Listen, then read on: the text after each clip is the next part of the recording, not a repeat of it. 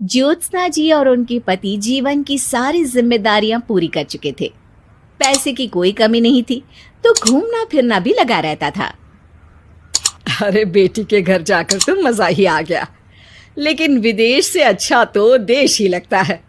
अब मन को चैन मिला। अरे लेकिन वहां की औरतें देखिए, कितनी फिट, स्मार्ट और चमकती हुई। आदत से तो बाज नहीं आओगे आप। अरे मजाक कर रहा हूँ यार। अच्छा मैं जरा बाजार होकर आता हूँ। पति बाजार जाता है, जहां उसे एक अजीब सी दुकान दिखाई देती है। अरे ये क्या बात हुई? अंदर आओ 50 के, बाहर निकलो 40 के। हम आपकी 10 साल उम्र कम करते हैं। अरे ऐसा क्या करते हैं भला? जरा अंदर जाकर ही देख लेता हूँ। अंदर एक सुंदर सी लड़की खड़ी होती है। सुंदरी जी, ये क्या दुकान है? जरा जादू हम पर भी तो चला दीजिए। यस सर, आपको हमारी एग्जीक्यूटिव एक डेमो के लिए अंदर ले जाएगी। आप अंदर जाएंगी तो आप खुद ब खुद समझ जाएंगी। पति अंदर जाता है, जहां सेल्स गर्ल मिलकर पति को नकली बाल, नकली दांत, रंग बिरंगी कपड़े के साथ रंगीन चश्मा लगा देती है। देखिए, अब खुद को शीशे पे देखिए और बताइए सर। हाय दयो, ऐसे तो मैं किसी हीरो से कम नहीं लग रहा। दे दो, सारा सामान पैक कर दो। पति खुशी खुशी वहां से निकल जाता है। घर आकर वो सारा सामान छुपा देता है। फिर अगली शाम, सुनो मैं वॉक पर जा रहा हूँ। इस वक्त? अरे नाती पोतों को वीडियो कॉल करके बात तो कर लो। अब हाँ, आकर करता हूँ ना, पक्का पक्का। पति बाहर जाकर सारा मेकअप करता है और मार्केट में घूमता है, जहां उसे एक स्मार्ट सी महिला दिखती है। क्या आपको मुझसे कोई काम है? नहीं नहीं, आप तो बहुत हैंडसम हैं। थैंक्स। वैसे आप भी कम नहीं है। वैसे क्या उम्र होगी आपकी? लगता कितने का हूँ? 40 के तो पूरे लगते हैं। अब क्या था, 50 साल के पति को कोई 40 का बोल दी तो। वैसे तो कम का हूँ, लेकिन टेंशन के कारण थोड़ा उम्र में बड़ा देखने लगा हूँ। ओह सच्ची? आप 40 के पूरे नहीं हो? अरे छोड़िए ना, चलिए मैं आपको कॉफी पिलाता हूँ। यहाँ की कॉफी काफी शानदार होती है। दोनों में दोस्ती हो जाती है और फिर चल पड़ता है सिलसिला रोज रोज के घूमने फिरने और मजे करने का।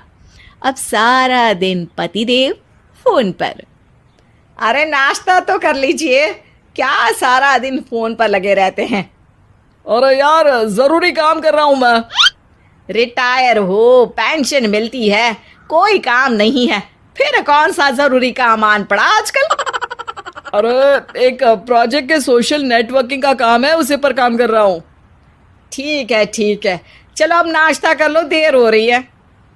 पति अपना नकली सारा सामान बिस्तर के पास छुपा कर सोता, सुबह चुपके से पहनकर बाहर जाता और घर आने पर उतार देता। एक दिन पड़ोसन कहती है, अरे ज्योत्सना बहन, तुम लोगों के घर कोई हैंडसम सा आदमी रहने आया है क्या? अरे कहाँ यार, मैं और ये दो ही तो लोग हैं घर में। हैंडसम सी शक्ल देखे तो मुझे भी जमाना हो गया है। अरे पता नहीं, वो जाता तो तुम्हारे ही घर में है, क्या पता कौन होगा।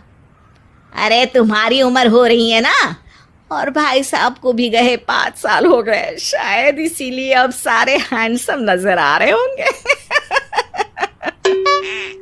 पड़ोसन भी ज्योत्सना की बात पर मुस्कुराकर वहां से चली जाती है। एक दिन, अरे सुनो जी, बहू बेटा और पोता आ रहे हैं, कुछ दिनों के लिए वो हमारे साथ ही रहेंगे।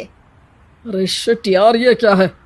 बेटे ने तो कर ली शादी, अब क्या करने आ रहा है यहाँ पर? अरे कैसी बात कर रहे हो जी, इस उम्र में तो माता पिता तरसते हैं कि बच्चे आकर साथ रहे, लेकिन आप है कि। अरे ठीक है ना, लेकिन अब देखो सभी व्यस्त हैं अपनी जिंदगी में, ये लोग आएंगे रहेंगे, कितनी डिस्टर्ब हो जाएगी लाइफ। कैसी बात कर रहे हो? अरे जैसे बहुत हैपनिंग है ना तुम्हारी लाइफ, तो जो बच्चों के आने से डिस्टर्ब हो जाएगी। अरे दिन काटने मुश्किल होते हैं, बच्चे आ जाएंगे तो थोड़ा दिन रात पता तो चलेगा। ओफो, ठीक है, लेकिन बोल देना कि ना कोई मेरे कमरे में आए, ना मेरी लाइफ पे दखल दे कि मैं कहाँ जा रहा हूँ, क्या कर रहा हूँ, समझी? खैर, वो दिन भी आ जाता है जब बहू, बेटा और पोता उन लोगों के घर आते हैं। एक दिन, माँ जी, आज मेड नहीं आई है तो मैं आप लोगों के कमरे में झाड़ू लगा देती हूँ।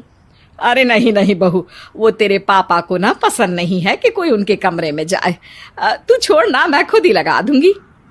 सास को समझ में नहीं आता कि आखिर उसके पति ने किसी को कमरे में जाने से मना क्यों कर रखा है। खैर, वो साफ सफाई करके बाहर निकल आती है, लेकिन कहते हैं ना, बच्चा तो अबोध होता है, उसे किसी बात का क्या पता। वो खेलते खेलते दादा के बिस्तर तक पहुंच जाता है और बाहर ले आता है दादा का वो सारा सामान जो वो लगाकर घूमते थे। ज्योत्सना की नजर उस सामान पर पड़ती है। वो बच्चे से पकड़कर कमरे में लाती है और पैकेट खोलकर देखती है। हाय रे दैया, ये क्या? लग रहा है कि आजकल ये प्रोजेक्ट नया मिला हुआ है। बेटे बहू के जाने के बाद ज्योत्सना सोचती है कि वो बात करेगी, लेकिन फिर अरे खुद से बात करूंगी तो मुकर जाएंगे। पता लगाना होगा कि माजरा क्या है। कुछ दिनों बाद, अरे यार, ये बच्चे लोगों के आने से लाइफ ना बड़ी डिस्टर्ब सी रही। मैं कुछ देर के लिए वॉक पर जा रहा हूँ, आराम से आऊँगा 2-4 घंटों के बाद, ठीक है? मैं क्या सोच रही हूँ कि मैं भी आपके साथ चलती हूँ। अरे थोड़ा रिलैक्स मैं भी तो हो जाऊं। हाँ, पड़ोस वाली बुढ़िया के साथ नीचे पार्क में जाकर वॉक करके आ जाओ। अच्छा जी, तुम कार से लॉन्ग ड्राइव के मजे लो और मैं पड़ोस की बुढ़िया के साथ। पति नहीं मानता और अपना पैकेट और कार लेकर निकल जाता है। रास्ते से वो उस महिला मित्र को फोन करता है। हाय ब्यूटीफुल, मैं कुछ दिनों के लिए आउट ऑफ कंट्री था, आज आ गया तो सोचा तुमसे मिल लूं। हाँ, क्यों नहीं, क्लब में आ जाओ। पति क्लब में पहुंचता है, सारा नकली सामान चिपका भी लेता है, लेकिन उसे पता नहीं होता कि ज्योत्सना ने सबका गोंद निकाल दिया है। ओ बेबी, मैंने आपको बहुत मिस किया। मैंने भी।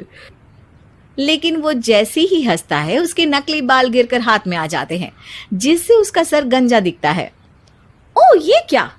तभी उसका दांत भी हाथ में आ जाता है और ज्योत्सना के पति का सारा बुढ़ापा उसकी दोस्त के सामने आ जाता है। हे भगवान, अंकल जी कौन है आप?